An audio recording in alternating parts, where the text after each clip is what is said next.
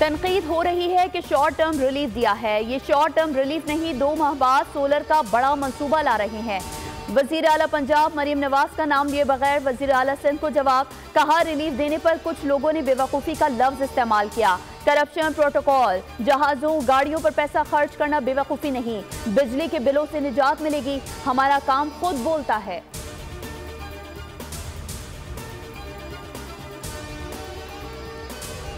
और सिंध हुकूमत को विंड और सोलर एनर्जी पर पावर प्लांट लगाने से रोकने वाले अब खुद शमसी तवानाई से फायदा उठाना चाहते हैं। विफाक ने हमें कहा कि पैसे नहीं, मगर बिजली की मद में एक सूबे को रिलीफ देने के लिए रकम कहां से आ गई। वजीर आला सिंध सैयद मुराद अली शाह ने भी सवालात उठा दिए। कहा, विफाक के पास सिंध के लोगों के तहफ़्फ़ुज़ के लिए MNV ड्रेन बनाने के लिए रकम नहीं।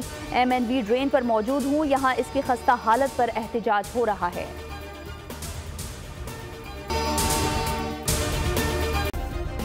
सब्सक्राइब करें और बेल दबाएं ताकि कोई खबर रह न जाए।